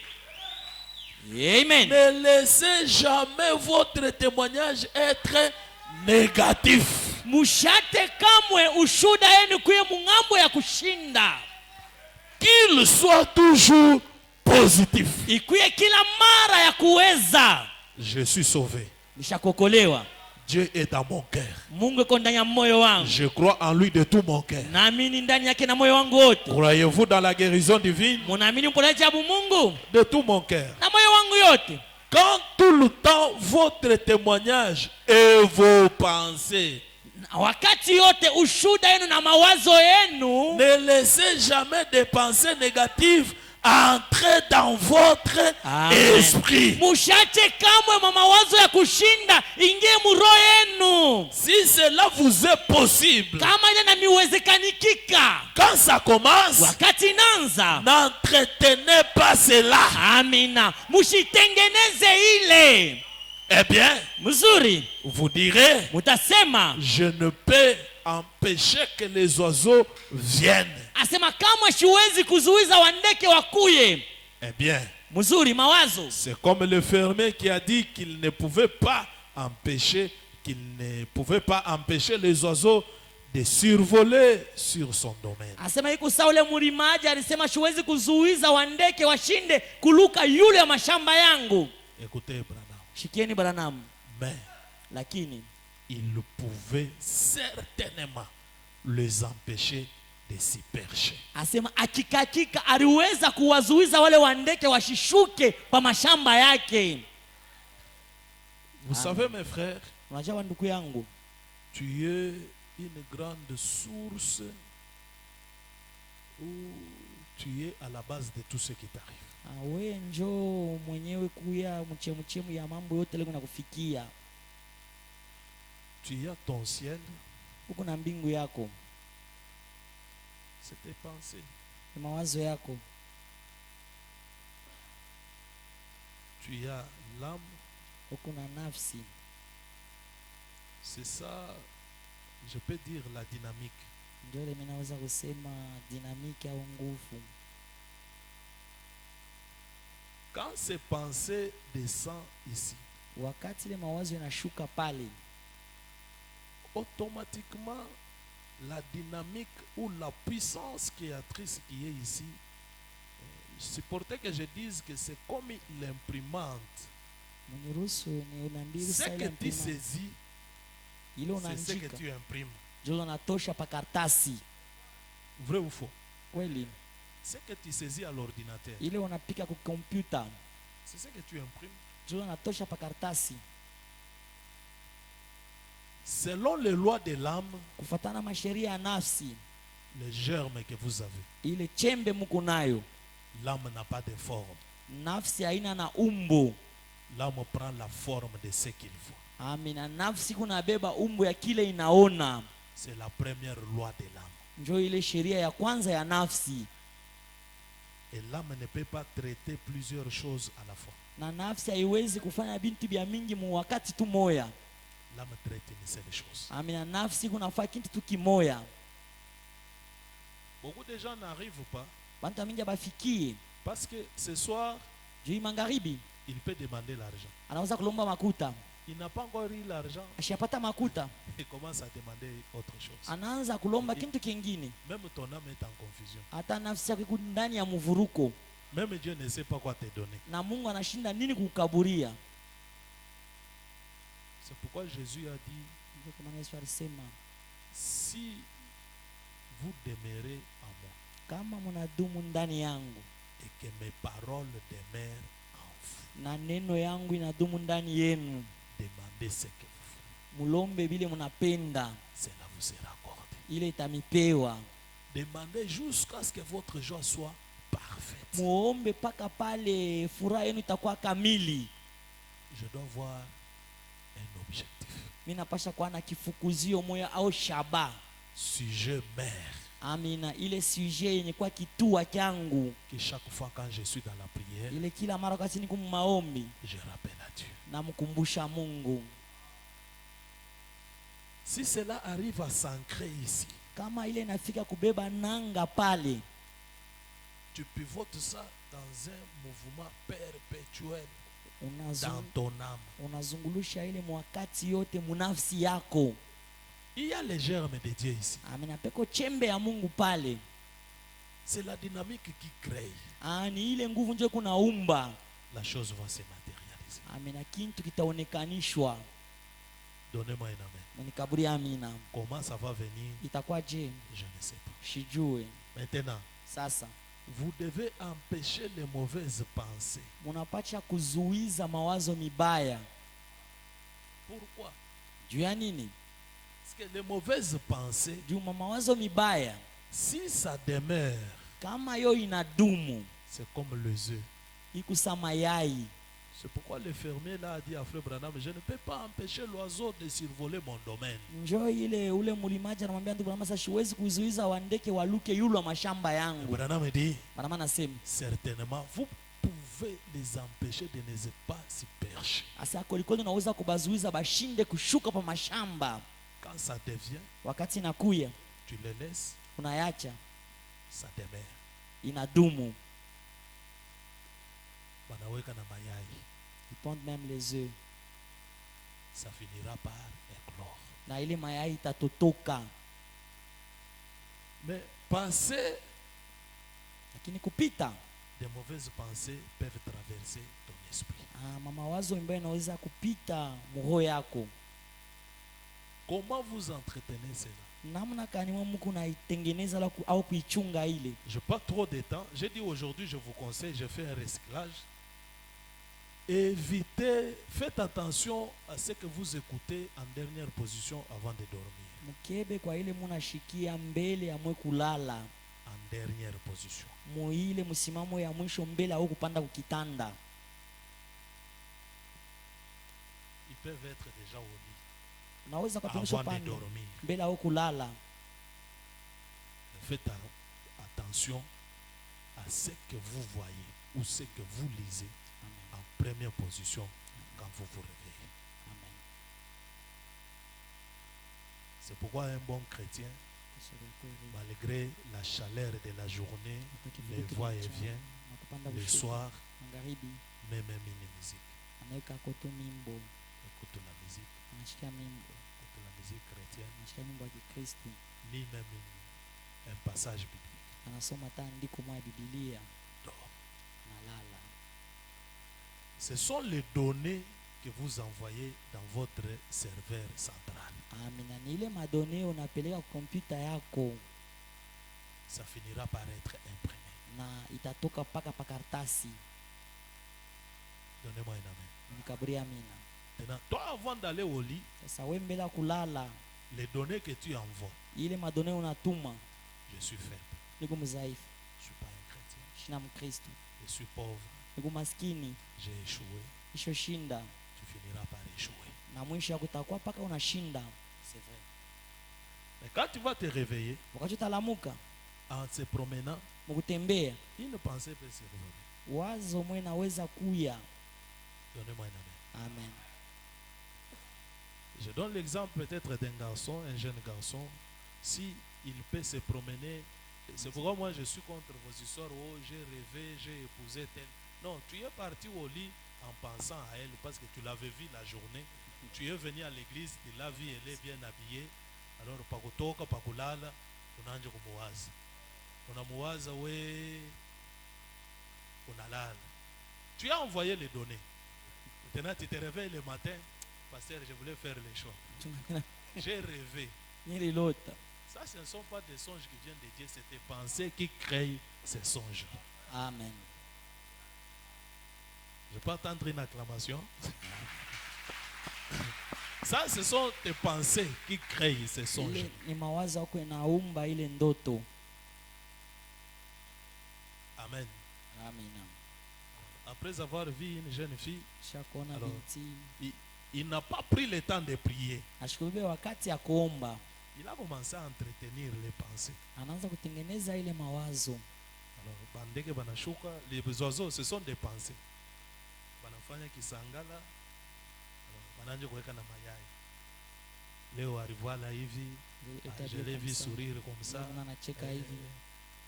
À un moment donné, bonjour, bonjour. Jambo, jambo. Elle a accepté mon bonjour. Alichika jambo yangu. Tu entretiens déjà les pensées. Pale tunaanza kutengeneza mawazo. Tu finiras par l'aimer. Amen. Na mwisho utamupenda. Même si tu n'avais pas les pensées de l'aimer ou un projet de l'aimer, tu finiras par tomber amoureux de lui. Amen. Dieu vit, hein? On peut acclamer pour la gloire de Dieu. Munaona que hivi munabi comprendre facilement. Maintenant, pale minasema bia $1 million binamuvurusha kichwa.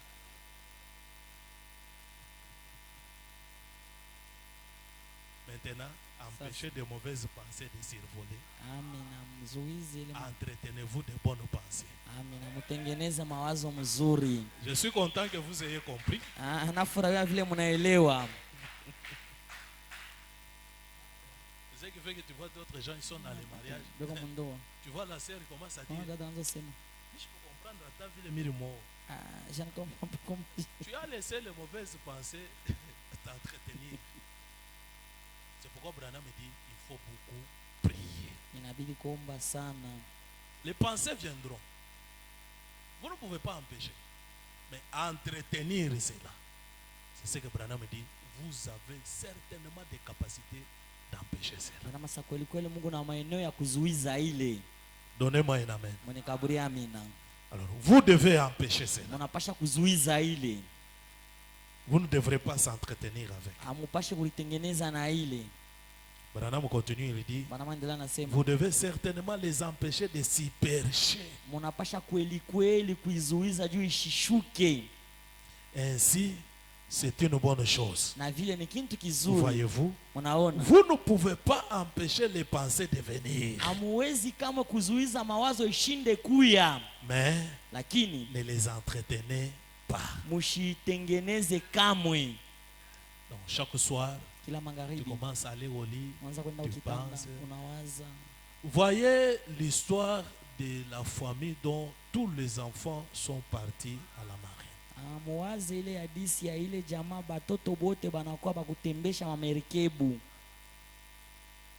J'aimerais vous amener dans cette dimension-là.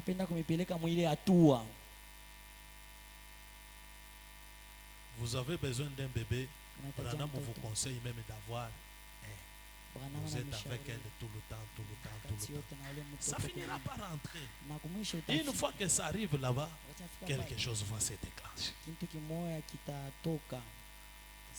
Donnez-moi un amen. Alors, vous êtes à la base de tout ce qui vous arrive. C'est pourquoi Branham me dit quelque part, la foi parfaite maîtrise toutes circonstances. Cette pensée vaine, je maîtrise. Ça vient, je maîtrise. Cette circonstance, je maîtrise. Ça voit. Ça voit. Ça ne voit pas. Je maîtrise. Je domine. Donnez-moi un amen. Branham me dit, ignorez-les tout simplement. Maintenant, je sais que vous devriez être peut-être dans une fosse. Il vous faut une petite quinine pour vous faire sortir de là.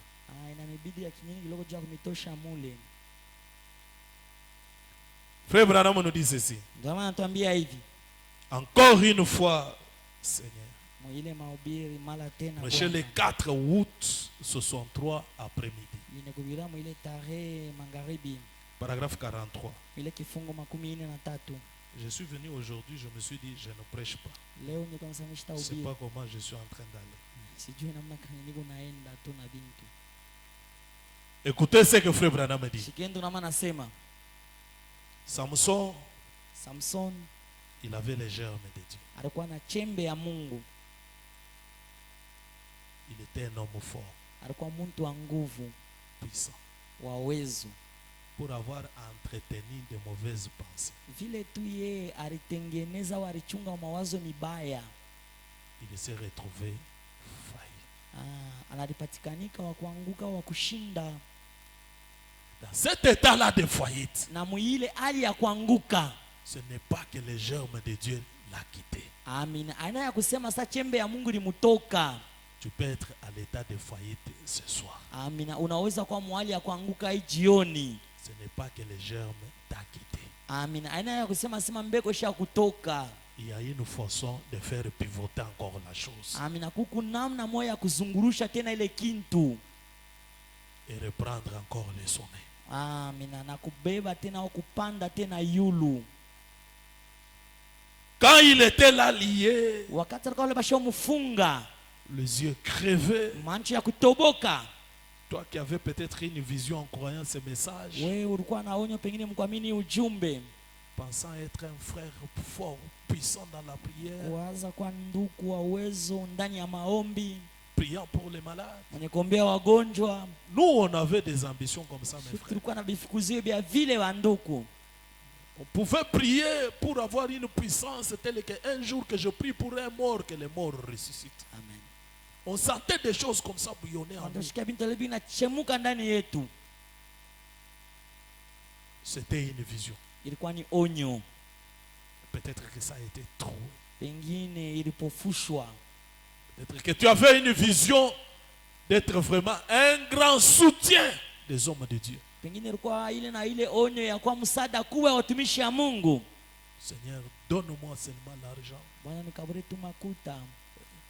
Mes frères, Manduku. nous lisons dans Romains ici, Nasimama wa Roma hapa. je crois que c'est un centenier romain qui a construit une synagogue, je pense. Lui, c'est.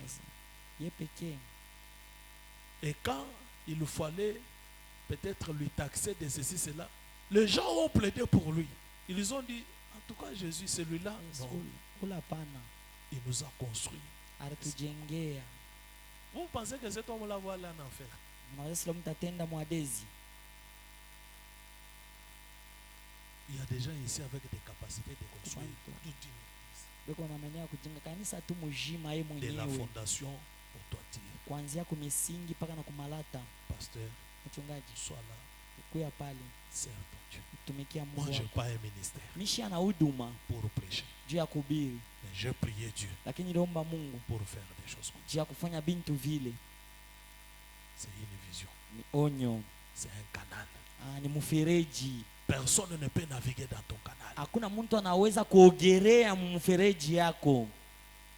Pour avoir entretenu des mauvaises pensées, Vile tu alitengeneza mawazo mibaya, on a crevé cette vision. bakatobola ile onyo, C'est parti. inaenda. Au point que même payer la dîme aujourd'hui, ça devient un combat. Mungu takusema hata kulipa chekumi leo inakuwa ni vita.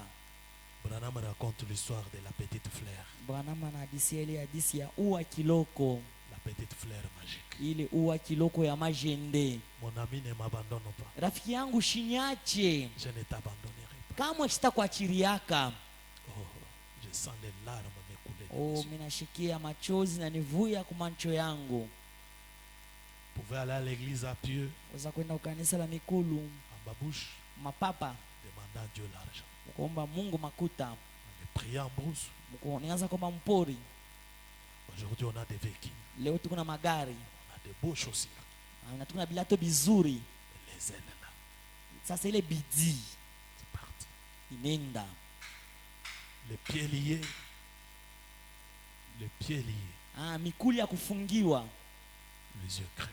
mancho ya kutobolewa, Les mains liées. mikono basha kuifunga. Samson, Samson, où est ta force? nguvu yako iko wapi? On a aujourd'hui des chrétiens qui sont restés juste chrétiens par nom. Leo tuko na bakristo basha bakia tu bakristo ni kwa njina tu.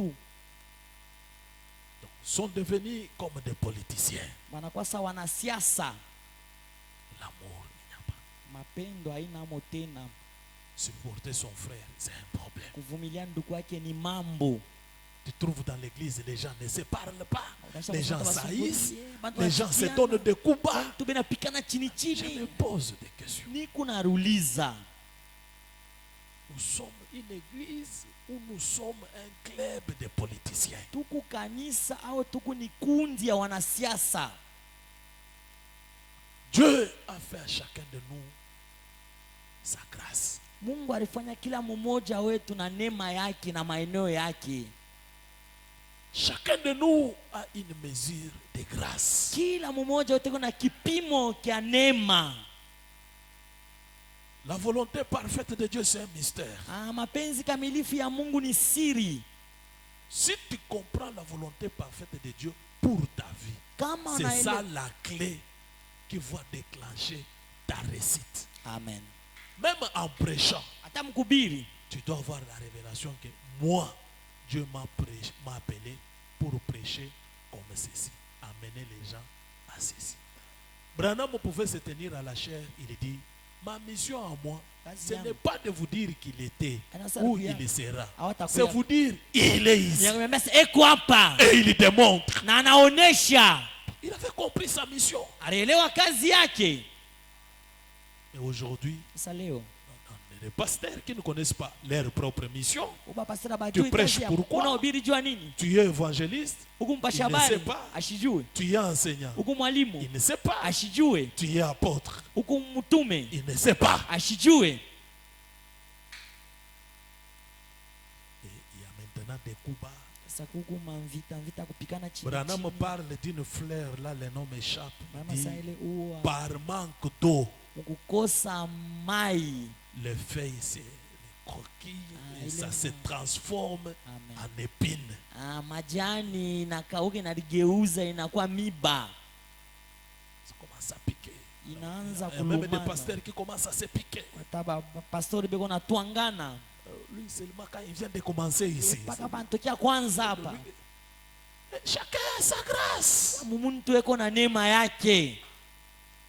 Chacun a son tour. Amina, kila mmoja eko na turu yake.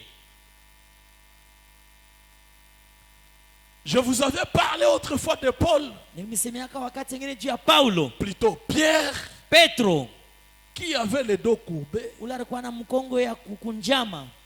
Comme on appelle communément Kabosi. Apôtre Pierre. Mtume Paul, hein? Paulo Il pouvait prier pour les malades. kuweza kuombea wagonjwa. Mais il parle devant Dieu. Dieu lui Anaenda regarde et dit, Mungu anamtazama. ma grâce te suffit. Neema yangu inakuenea.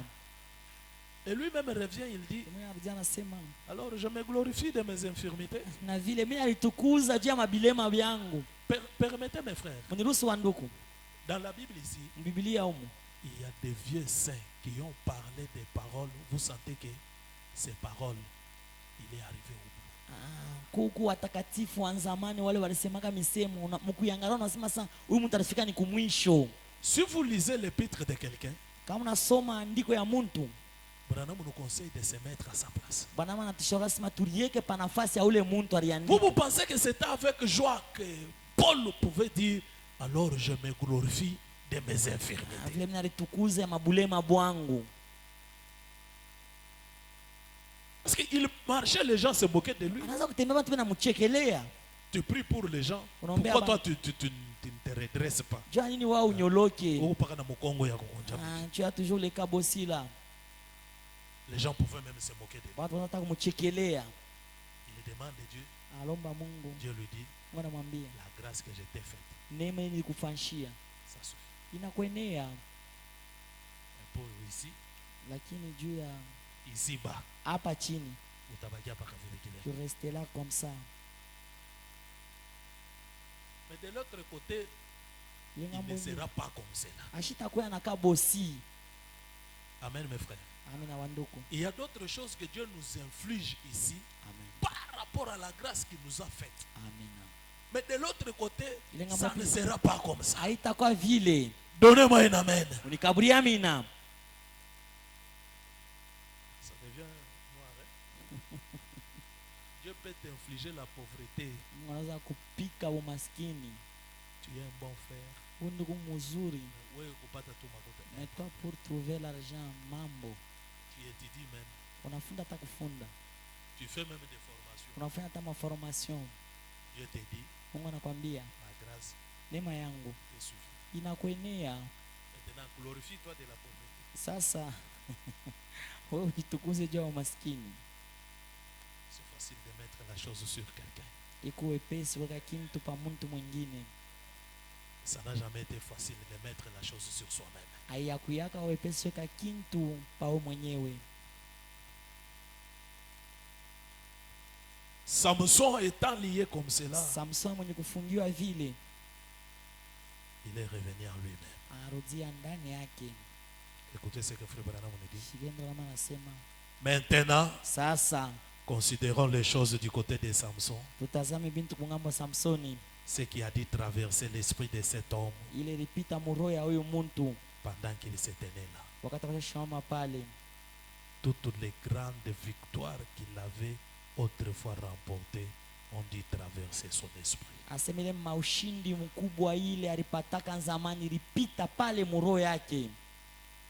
C'est là que Branham nous dit, Vile mama anatuambia c'est étonnant ya kushangaa de voir les gens ya kuona watu parlant beaucoup plus de leurs échecs que leurs réussites. beko nasema zaidi juu ya bintu vile barishinda pale ya kusema juu ya vile bintu bariweza.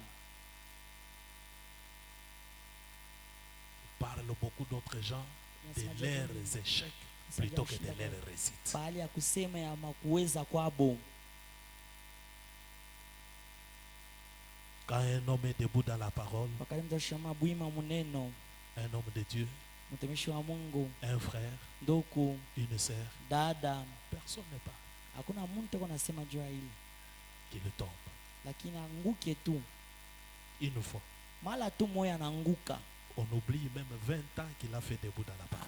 Anasaulika hata ile miaka 2000 alikuwa mwenye kushimama muneno. Les gens oublient. Bantu bena saulika. Ça, Bantu bena sabwa.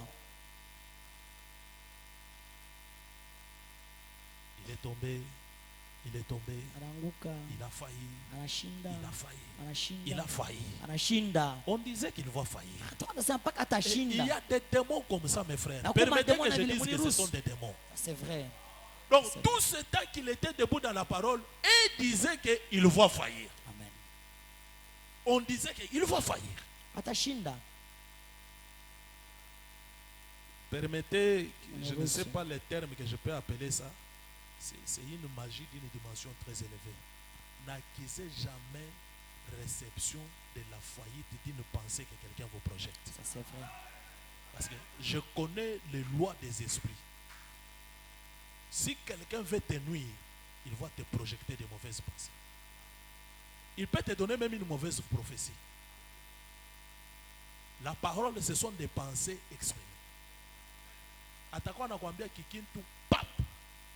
Unaanza kukientretenir, ça descend et ça explose. Inashuka na inapasuka. C'est vrai. J'ai fort regretté quelque part. Vous voyez, les gens disent, on savait, Tulijuaka. on disait qu'il va faillir. Tuweza atashinda. Je suis resté calme. Nabakia kimya. Une voix m'a dit, Sauti moja niambia. est-ce que ces gens étaient seulement avec lui quand il était debout là? Eti abantu walikuwa pamoja naye wakati alikuwa shimama. Ils n'étaient pas avec lui. Hawakui pamoja naye. Ils étaient à côté de lui, Walikuwa pembeni yake. mais ils n'étaient pas avec lui. Lakini hawakui pamoja naye.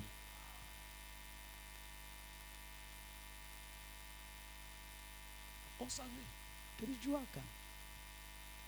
Vous saviez, Mulijuaka. vous aviez fait quoi? Mulifanyaka nini? Avez-vous gêné pour lui? Eti mulifunga chakula juu yake. Avez-vous prié pour lui? Eti mulimwombea. On est devenu des épines dans les déserts. Amina, tunakuwa miba mujangwa.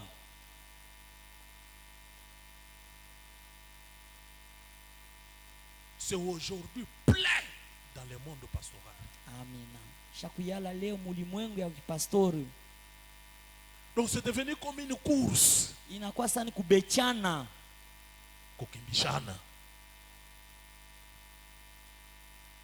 Quand l'un faillit, alors je me pose une question. Est-ce que si on prend toute cette ville de Colosie, On dit que ce sont tes croyants. C'est ce qui va faire de toi un grand pasteur.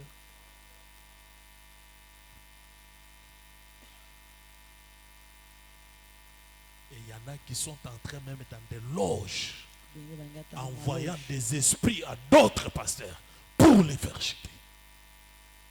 On apprend des choses qu'on ne sait pas comment comprendre. Il a du succès. Comment? Il n'est pas le nôtre. Il n'est pas le nôtre. Il faut l'anéantir.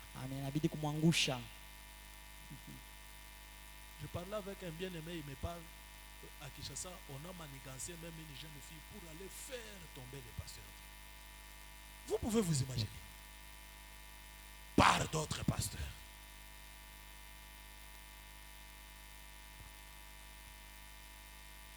Je me pose des questions. Est-ce qu'on a vraiment faim et soif de la vie éternelle?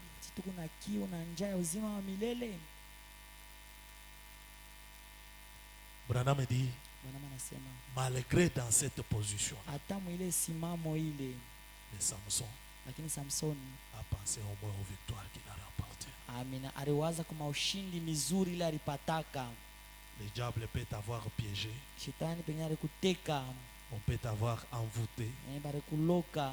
On t'a amené dans une position que tu ne voulais pas.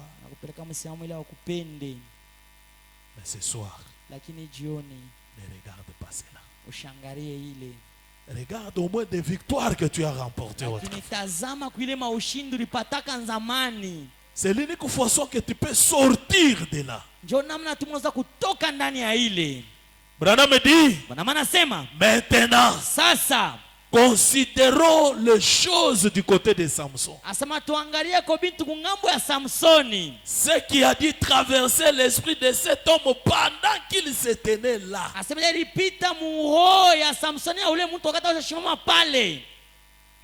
Toutes les grandes victoires qu'il avait autrefois remportées ont dû traverser son esprit.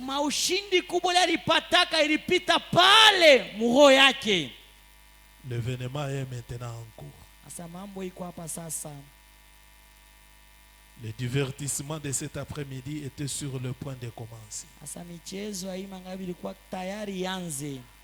Ce qu'on allait divertir, penser à ce qu'il avait été. Mon frère, tes ennemis savent ce que tu es. Amina. Badui bako wanajua kile we wiko.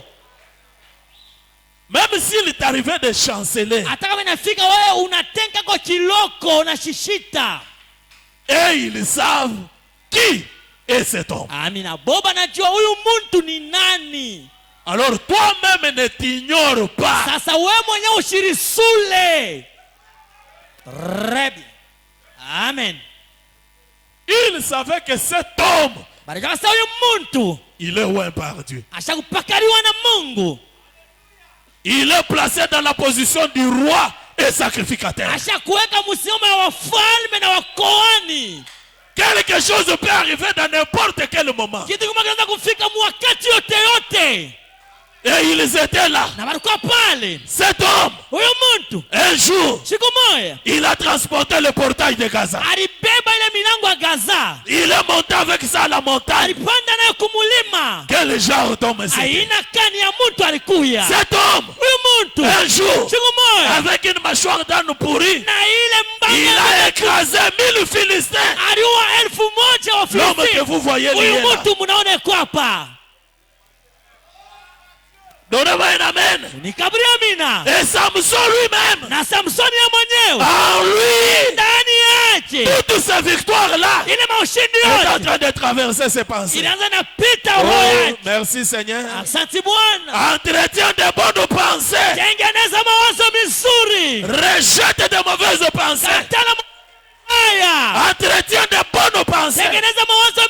Il y a eu des moments où tu as levé tes mains en prière la nuit et tous les sorciers du quartier ont été mal à l'aise. Donnez-moi un amen. Il y a eu des moments où tu as prié jusqu'à à sentir le toit de la maison bouger. Papa unasikia malata Oh, yanatika. merci Seigneur Jésus. Asante Bwana Yesu. Le même Dieu est là. Ule est Mungu là. mmoja kwapa. Donnez-moi un amen. Unikabiria amina. Il est là. Kwapa. Il ne t'a pas abandonné. Sikukuachilie. Il a dit dans sa parole, Sasa neno lake. même si tu me trahis comme Samson, Hata unanikosea sawa Samsoni. ma fidélité Uaminifu wangu durera toujours. itadumu mpaka. Donnez-moi un amen. Unikabiria amina. L'unique moyen Namna tu moja. que tu peux sortir Ile naona kutoka. de cette force-là, Ile shimo. c'est de penser à de bons moments.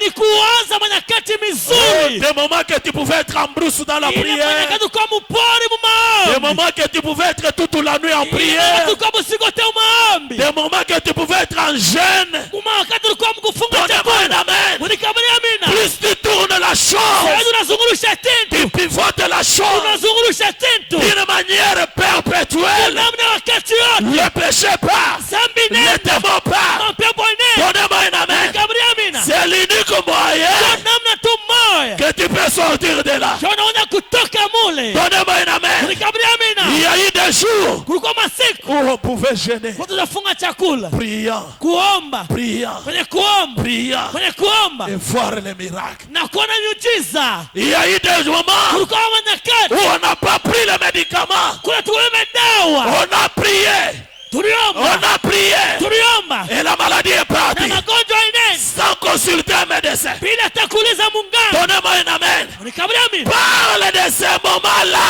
Sema tu ile manyakati. Pense à ces moments-là. Uwaze mwile manyakati. Ne pense pas à l'échec. Usiwaze mkushinda. Si tu penses à l'échec, Kama unawaza tu mkushinda. vas retomber dans l'échec. Utanguka tena mkushinda. Donnez-moi un amen. Unikabiria amina. Branham me dit, Bwana anasema. ceux qui allaient être divertis, Wale walipenda sana wachezeshe. pensaient à ce qu'il était. Baliwaza kukile alikuya. Et le voici lui-même là, Na muone mwenyewe yule pale. pensant à ce qu'il était. Yako na uwaza kile alikuyaka. Mais à cause de la séduction d'une femme, Lakini juu ya utongozaji ya mwanamke. le tableau avait changé Kibawa de chikabadilika. ce que devrait être. Na kile ilipasha kuya. Dieu avait suscité Samson pour détruire cette nation. Mungu alilamshaka Samsoni juu ya bomoa ile taifa. C'était là les desseins même pour lesquels il avait été suscité. Ilikuwa ndio kifuguzio ile Mungu alimlamusha. Donnez-moi un amen. Kabla amina. Pense au meilleur moment que tu as passé dans la prière. Amina, waza manyakati mizuri uliyopitisha ndani ya maombi. Pense à tes temps forts. Amina, waza manyakati yako ya nguvu. Tu deviendras encore fort. Utakuwa tena wa nguvu. Pourquoi la petite Bethléem 103? Jua nini Bethlehem ya kiloko? Branham nous donne encore le tableau de David. Panamanga tena ile kibao ya Daudi. Et David, Na Daudi le regard baissé sur la ville, asema macho yenye kushuka pamuji. commence à se souvenir des miracles que Dieu avait accomplis par lui. Anaanza kuwaza ile miujiza Mungu alitimiza kupitia yeye. Et de très grandes victoires que Dieu avait remportées par lui. Na ile maushindi kubwa ile Mungu alitimiza kupitia yeye. Un jour, Siku moja, pendant que ces brebis étaient là-haut dans les montagnes, wakati ile kondoo ilikuwa mule yulu kumulima, et il se trouvait couché là près des verts pâtirages, na alikuwa shakulala pale karibu ya majani mubichi ya pamaji. et ainsi de suite un ours est venu, Na vile kwa ghafla imbwa mwitu akakuya, s'est emparé de l'un des petits agneaux akabamba kondoo mwa mudogo et l'a emporté, na akamubeba et il a poursuivi l'ours na akakimbisha imbwa mwito et il l'a tué. na akamua. Dieu lui a donné la victoire Mungu akamkabidhi ushindi parce que son père l'avait désigné pour s'occuper de ses brebis. Juu baba yake alimchakula sawa mlinzi wa wale makondolo. C'était son travail. Ilikuwa ndio kazi yake. S'occuper de ses brebis. Kuangaikia wale wakondolo. Il a terrassé l'ours. Akaua mbwa mwito. Et ce jour-là, Na ile siku devant Goliath, mbele Goliath, il n'a pas regardé la taille de Goliath. asikutazame burefu wa Goliath. Il n'a pas regardé ses échecs. Asikutazama kushinda Il kwake. s'est rappelé de ses réussites. Alikumbuka ile makuweza kwake. Cela a traversé ses pensées. Ile ikapita wazo yake. La foi a commencé à monter. Imani ikaanza kupanda. Donnez-moi un amen. Mnikaburi amina. C'est ainsi qu'il a attaqué Goliath. Ndio vile alipambana na Goliath. Et Dieu a fait un grand miracle. Na Mungu alifanya muujiza kubwa. Et Goliath a été tué. Na Goliath aliuawa. Je vous prie de vous tenir debout. Nami simshame bwima. Et Frère Branham nous dit ceci. Na ndio maana tuambia hivi Dans la brochure, mahubiri. le christianisme contre l'idolâtrie. Kristiani kinakombanisha ile kuabudu masanamu. Paragraphe 193. Mwile kibeta. Branham dit ceci. Bwana anasema hivi. Écoutez, Shikieni. vous dites, Munasema, Frère Branham, ndugu Branham, je suis le plus petit. mie njo mdogo kwa wabote. Dans ce corps de Dieu, Mwili ya Mungu, je suis le plus petit. mimi njo mdogo kwa wote. Et le plus petit, Na mdogo kwa wote. Branham dit, Bwana anasema, c'est la plante de ses pieds. ni ile kikanyakio cha chini ya mkulu. Mais, Lakini rappelez-vous kumbukeni qu'il y a triomphé avec vous. Amina. Yeye alishinda pamoja na mweye.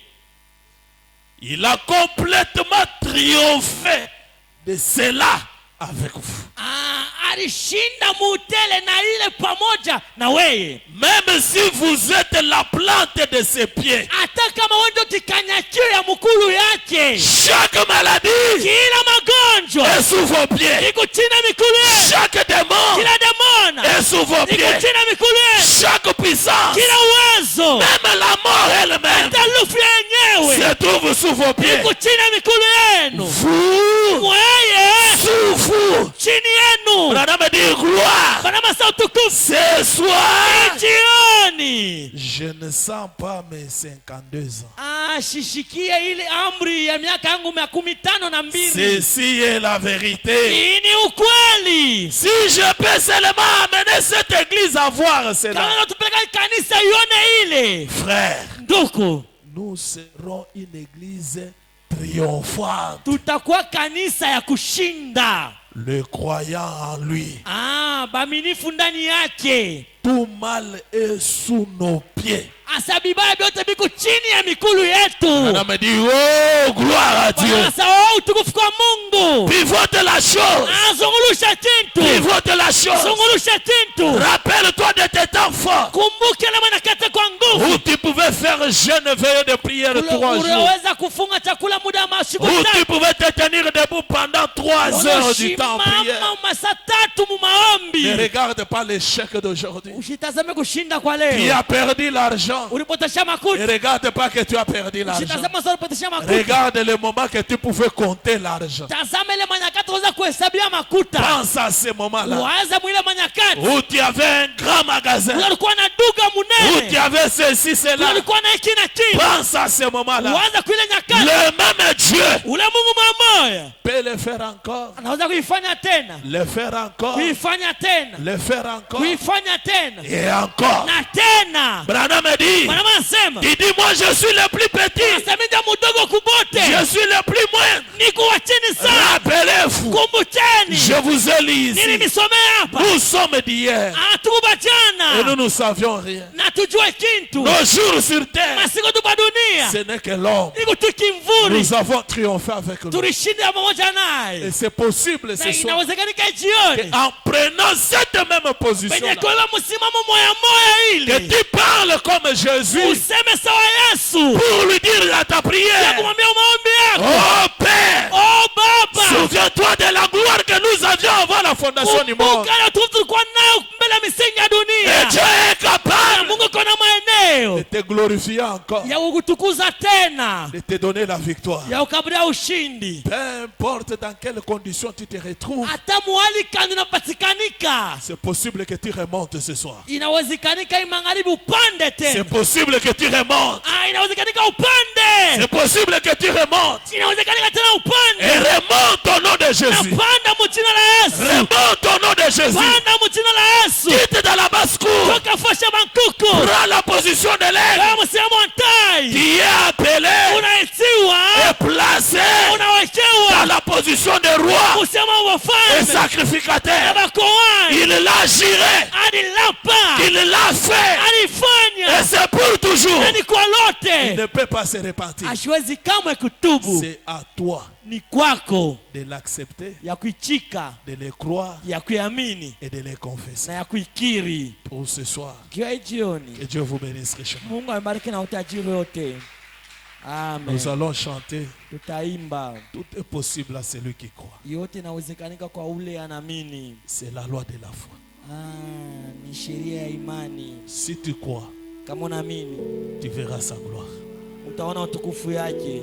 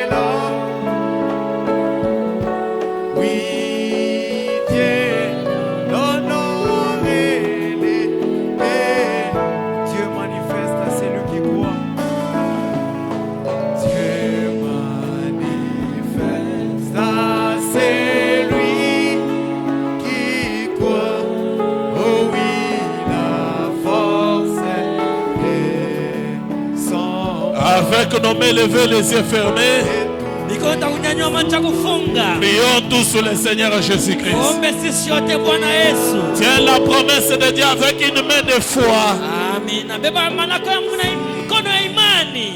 et pivote cela Na uzungurusha ile. dans un mouvement perpétuel Ile hali ya wakati yote. dans ton âme. Ndani ya nafsi yako. Quelque chose va arriver. Na kitu kama kitafika. Tiens la promesse avec la main de la foi Amina, shika malako na mkono wa imani. et pivote cela dans ton âme Na zungurusha ile munafsi yako. dans un mouvement perpétuel. Mutendo ya wakati yote.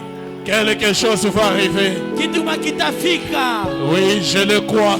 Amina, yamini. Quelque chose va arriver. Na kitu kama kitafika. Prions tous sur le Seigneur Jésus. Tuombe sisi wote Bwana Yesu.